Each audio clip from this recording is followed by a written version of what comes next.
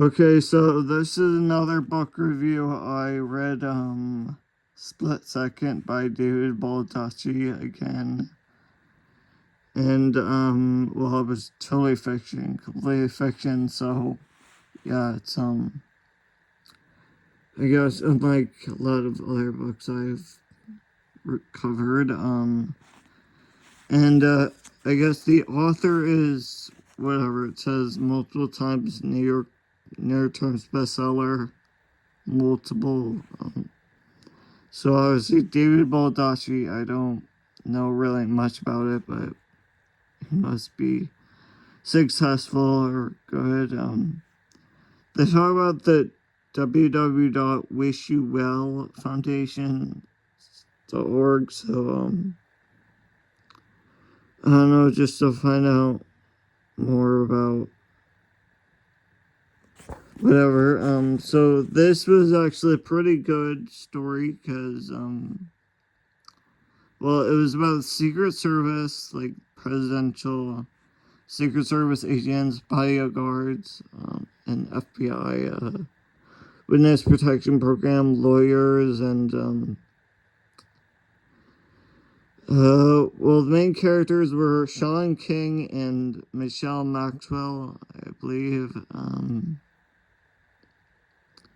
And one thing that was kind of annoying about this book was that even within the same chapter, like maybe the two characters are in different storylines. They've gone to different locations and whatever, and like even within a single chapter, a whole switch between I don't know, whatever Sean King is doing and whatever Maxwell is doing, which could be completely different. Like one where Sean is inside some building, getting information and looking up stuff in the library, and then Maxwell is out in she's out in the woods, like holding on to a cliff, and yeah, so trying to escape her would-be assassins, the people who are trying to kill her. And I mean, it's okay when authors do that in different chapters, when they split that into like two different chapters. Like, I don't know, I've had books where each chapter is just some different person's perspective, or it's like when those TV shows do I don't know, two different episodes of things that were supposed to happen at the same time, but since they were different characters, they just did it two separate episodes. I think they should do that with chapters and when people write books.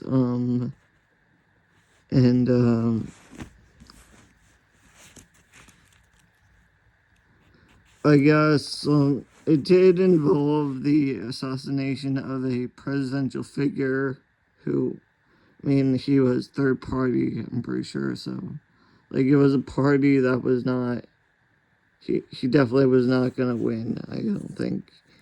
Most people were not, going for that presidential candidate, but, he was still in the running in the campaign, so, whatever, they were given the task to protect him, but he got shot, so, whatever,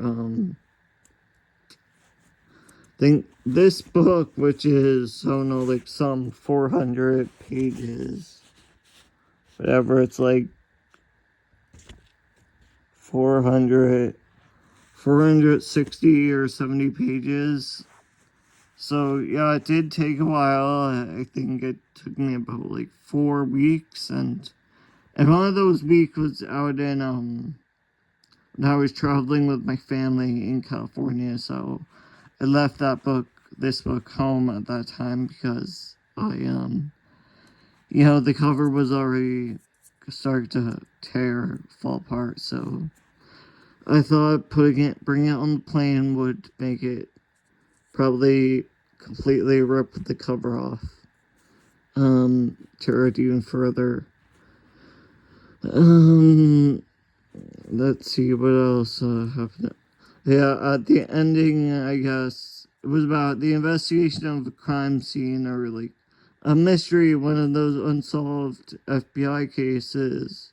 Or well, this was Secret Service, and well, by the time they figured it out, it was 8 years old. So I mean, There were 8 years that had passed between when the original, presidential candidate was killed, and then when they did their investigation. And I mean, it was kind of noble how both John King and Michelle Maxwell were at the time of the presidential assassination, like, since they were not, I guess, like, aware enough or competent enough to, do their job and guard the safety of the presidential candidate who was shot. They were both fired, but a whole 8 years later, they did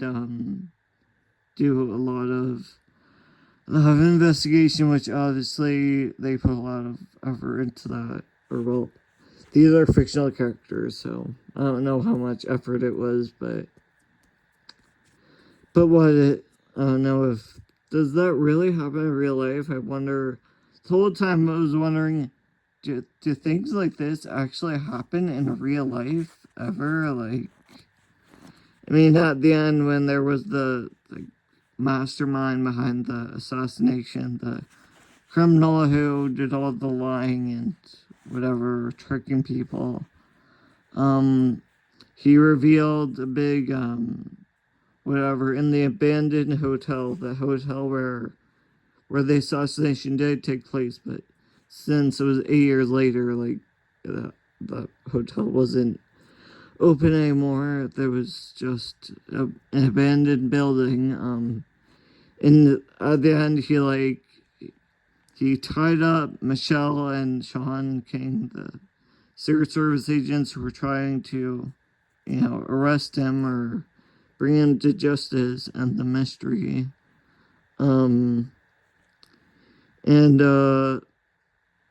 And the mystery, and it felt very like James Bondy, or well, Austin Powers also kind of. No, Austin Powers is supposed to be like a comedic parody of it, satirize the James Bond stuff, but whatever. There's like double agent stuff, or well, not. They were not double agents; they were single agents.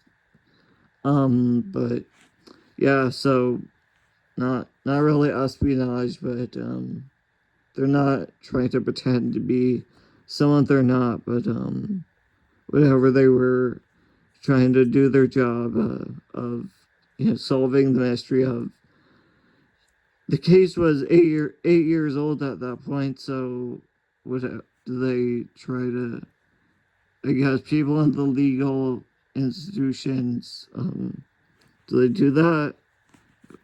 Well, yeah, I guess they do, but I mean, to me, it seems if it's 8 years old, really, like, who cares?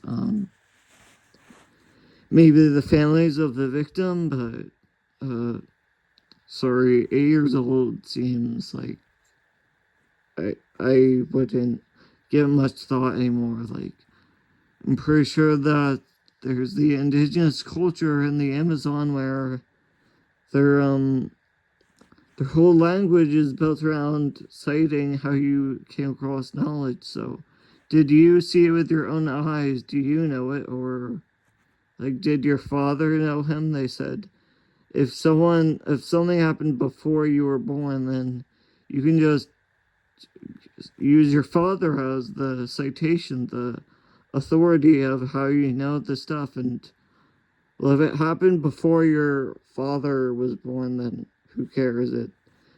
It's like it doesn't happen anymore. It doesn't exist anymore because no one cares. Like, you don't know if it was like it actually took place because no one from then is alive now. But well, I guess 8 years, of course. People live over 8 years. So at the end, the mastermind, the person who did the whole assassination, was trying to, he tied up the Secret Service agents and was trying to explain in an elaborate, what he called play, like Broadway play, quote unquote, but obviously it wasn't really a play, but whatever. He was just trying to do a story or whatever. And he said, I guess, he was trying to do the whole big reveal and whatever, but I'm wondering, I mean, does that ever happen in real life? Like, are there actually supervillains who they'll capture the hero and they'll try to explain all the stuff they did, like why they killed someone or left the note or why they did it with on other hands or a gun or whatever. And well, no, I doubt that actually happens in real life because I'm pretty sure anyone who commits a crime, they don't want anyone to know about it. They would not explain it, but whatever. It's makes a good story. That was probably just something that Hollywood made up because to be entertaining, dramatic, to capture people's attention, and yeah. So Split Second by David Baldacci. I guess David Baldacci is a I mean, it sounds pretty well researched. I don't think this guy has a law degree, but obviously it did seem accurate in the whole like legal justice lawyer stuff, private investigator stuff. So yes, I enjoyed it, and yeah, so that's how Split Second went.